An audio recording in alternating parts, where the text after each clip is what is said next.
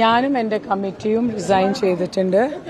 ഞാൻ പേഴ്സണലി ശ്വേത മേനൻ എന്ന അമ്മ എന്ന മെമ്പർഷിപ്പ് ഞാൻ ഇവിടെ റിസൈൻ ചെയ്യാണ്.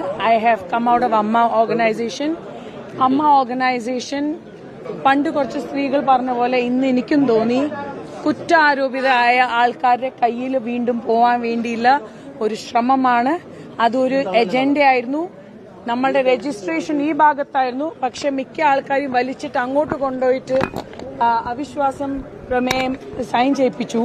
നമ്മൾക്ക് ഒന്നും പറയാതെ നമ്മളോട് ഒരു ആദ്യമേ ഒരു എന്താ പറയാ എജൻഡ വെച്ചിട്ട് നമ്മളെ പുറത്താക്കാൻ നോക്കി.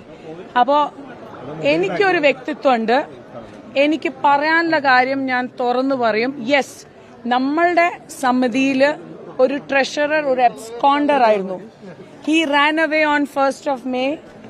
1-ാം തീയതി നമ്മളുടെ അമ്മ സംഘടനയുടെ സ്റ്റാഫ് റിസൈൻ ചെയ്ത് പുറത്താക്കിയപ്പെട്ടപ്പോ ലേബറിലും പോലീസിലും കംപ്ലൈന്റ് ചെയ്തപ്പോ ഒരു മെയിലും കൊടുക്കാതെ ഒരു അറിവുമില്ലാതെ കമ്മിറ്റി ഒന്നും അറിയാതെ ഇവര് റിസൈൻ ചെയ്ത് മൂപ്പര് ഓടിപ്പോയി തന്നെയാ ഞാൻ പറയുള്ളൂ.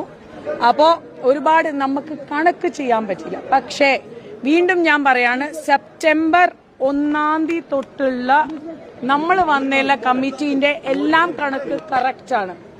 അതിന്റെ മുമ്പേ ബാബുരാജേട്ടൻ ചെയ്ത കമ്മിറ്റീന്റെ ഒരുപാട് കുഴപ്പങ്ങളുണ്ട്.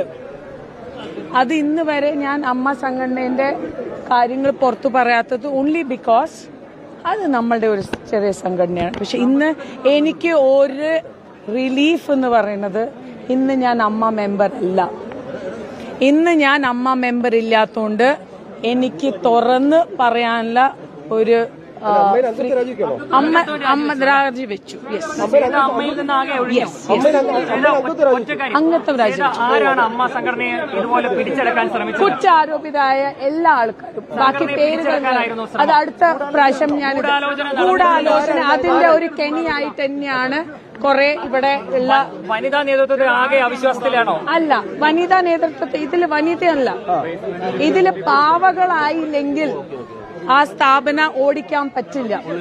പാവ ആവാൻ ഞാൻ റെഡിയല്ല. ഞാനൊരു ഫേസ്ബുക്ക് പോസ്റ്റ് എഴുതി. ഫുൾ പോസ്റ്റ് എന്താണ് എന്ന് പോലും മനസ്സിലാക്കാണ്ട് നിങ്ങളടക്കമുള്ള മെയിൻ മീഡിയാസ് ഏത് രീതിയിലാണ് വളച്ചൊടിച്ച് ഇതിനെ കൊണ്ടുവന്നിട്ടുള്ളത്.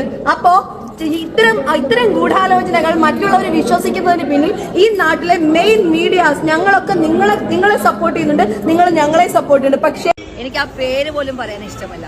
എനിക്ക് അത്രയ്ക്ക് ട്രോമ ഉണ്ടാക്കിയ ലേഡിയാണ് അവര്. ഞാൻ 39 years ആയി ഈ ഇൻഡസ്ട്രിയില്. നിങ്ങൾ ആരെങ്കിലും എന്നെ കുറിച്ച് എന്തെങ്കിലും മോശമായിട്ട് എഴുതാൻ നിങ്ങൾക്കൊരു അവസരം ഞാൻ തന്നിട്ടുണ്ടോ? ഞാൻ എവിടെയെങ്കിലും എന്തെങ്കിലും മോശമായി പറഞ്ഞിട്ടുണ്ടോ? എന്നിട്ടാണ് എന്നെ കുറിച്ച് പറഞ്ഞത്. അതിനവർക്ക്